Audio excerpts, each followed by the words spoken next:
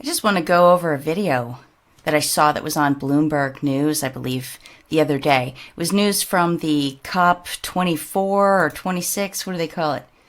I don't know, the COP whatever summit that's happening in the UK right now. And saw this little news item pop up that scared me, chilled me to the bone about a new financing facility, basically a new way for businesses to get loans. And I want to play it and commentate. Let's go.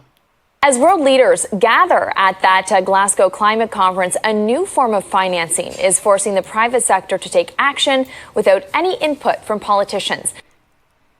Oh, I see. They are forced to deal with this. Politicians, get out of the way. It's time for the corporations to take over completely. For a detailed look at the rise of sustainable debt products, let's bring in our own Jameson Burko. Jameson. Well, Paige, this is a fascinating development that, to be honest, I hadn't really heard much about until we saw that announcement a couple weeks ago from Tech Resources saying that they had established a $4 billion revolving credit facility, and effectively the interest rate is going to be tied to whether or not they achieve their goals on reducing emissions and improving gender diversity in their workforce. So it is a pretty fascinating development. It's fascinating. He says, smiles all around. They don't get what this means. All of a sudden, okay, as they've put all the other businesses out of business or stretched them to the max, and they know a lot of these businesses are going to need loans, meanwhile, they've sucked up all the liquid capital they can get their hands on. The oligarchs have. Now, they are offering these other businesses loans based on whether or not they're going to meet the sustainable development goals. Did you hear that? The interest rate is tied to how well they meet the sustainable development goals, including crazy parts of it like gender diversity or whatever he said there in the in his little speech. Oh my God, let's continue.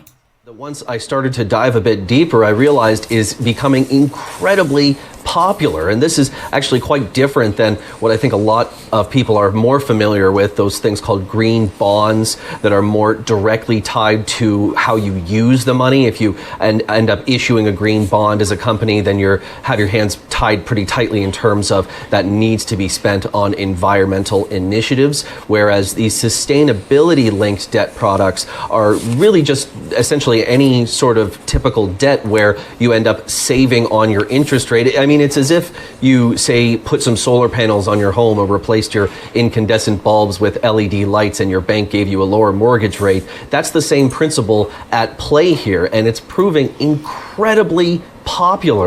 Okay, so it's what it sounds like. You're going to get a lower interest rate if you agree to do all the woke things. And now you see how it works.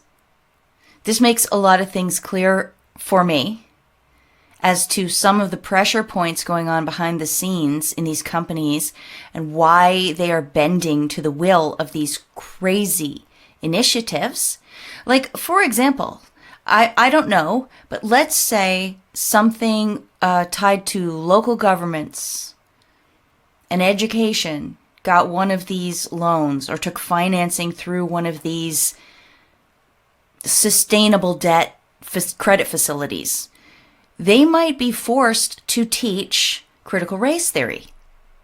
Now, I don't know if that's a good example or not, but if you replace school boards and put in, some small or mid-sized business, or even a large one, and they get some of this financing, they're going to get lower interest rates if they, say, make everybody go take these training sessions about how being white is inherently evil or whatever things they want to do, like teaching you about how to be sensitive to trans people and how they should go into, the female washrooms, even if they're great big men. This is unbelievable. This is creepy. And so you heard that one company alone has whatever they call it, opened up a $4 billion credit facility. But this is popular. Like he said, let me let him talk more. It went globally, according to a report I saw from DBRS Morningstar, from less than $100 billion US of those types of debts issued in 2015 to last year surpassing $730 billion US dollars. And here in Canada, despite the fact that it's only been around, Maple Leaf Foods and BMO were actually the first to come out with a product like that in late 2019. They're already roughly 1 in 6 corporate debt dollars issued. That's according to the Institute for Sustainable Finance at Queen's University. And one specific figure that I was able to get, I reached out to all the big 6 banks about this, and only one, actually, National Bank Financial, was able to give me some specific figures, but they said that their exposure to these types of debt products went from about $274 million at this time last year to $2.5 billion today. That's more than 800% increase in just 1 year. Wow. Wow. How could they do that? How could they do an 800% increase in 1 year? I think it might have something to do with, like I said off the top, all the lockdowns. Businesses need loans more than ever because they lost so much revenue. In the meantime, right, all these technocrats, all the ones who go to Davos and the World Economic Forum and that, their net worth increased by, I don't know the number. I say 300%. I don't know what it is. Huge amount. The money got centralized, all the money. And now they're going to use that to force companies, probably pension funds, who knows what else, what other kinds of things, into adopting the Sustainable Development Goals. This is super bad. It's just really bad. Really, really bad. And one thing that actually really sort of turned my mind on this, because I was initially among the skeptics too, Paige, was that this also opens up sustainable debt to companies that aren't as directly tied to climate change, like fossil fuel producers or miners or other heavy industries. In fact, that report that I just mentioned from DBRS Morningstar, they found that about 20% of all sustainable debts issued in the world thus far have gone to either consumer staples companies like, say, Maple Leaf Foods, or real estate firms, which of course are going to be critical in the fight against climate change as well. Wow. Food and housing coming after the staple firms. Now we know where the power, where the leverage is coming from against these companies like Maple Leaf Foods. So if you see them put a gender type advertisement out, like perhaps like Maple Leaf Food makes wieners.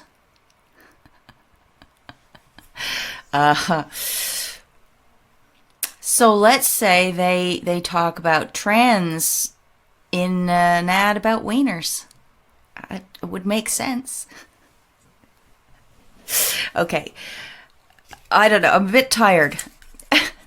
But I just wanted to get this information out in front of you. They are using debt and their lending or credit facilities to put the screws to companies, not just oil and gas, but things like meat producers and housing, real estate firms.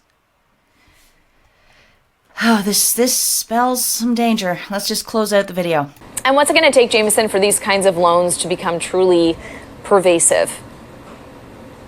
Really just the cyclical nature of the debt market at this point, Paige, because what I've heard from the Bank of Montreal's co-head of energy transition, that's John Hackett, he tells me that it's very rare that these types of sustainability linkages are not included in some type of conversation whenever debts become due for either refinancing or net new debt. So at this point, it seems to be simply a matter of how long it takes for every company that needs to get access to capital to either return to the markets for that capital or seek refinancing, which of course doesn't happen overnight, but it does happen.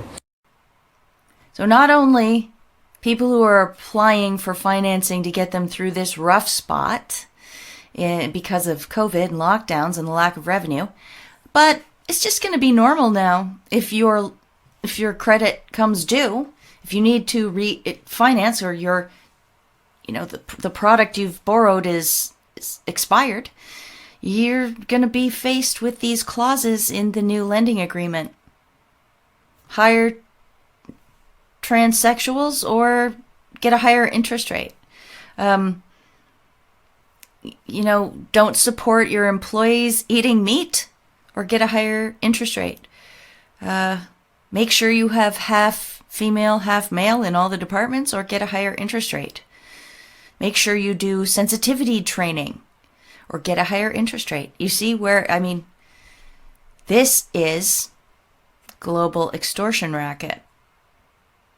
Oh, COVID has just been so handy, hasn't it?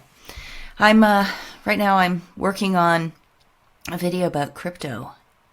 And I've got 2 getting ready. One of them is just going to be an interest piece about some of the characters that came along in my research. And the other one is going to be an honest look from what I can see. And trust me, I am not an expert on this, but I'm going to show you the things that I found, give you my assessment of crypto versus stablecoin versus central bank digital currency and that sort of thing. Won't be your typical, of course. All right, everybody, thanks for listening. Don't get yourself into any sustainable debt going forward if you can help it. Get yourself out of debt. Scale back now. Get ready to tighten your belts. This is going to be a huge challenge going forward. But we're here still to talk about it, at least. So thanks for being here. Thanks for watching. If you want to support my work, don't forget you can send me something through the mail, cash wrapped in tinfoil. Hint, hint, wink, wink. I love that.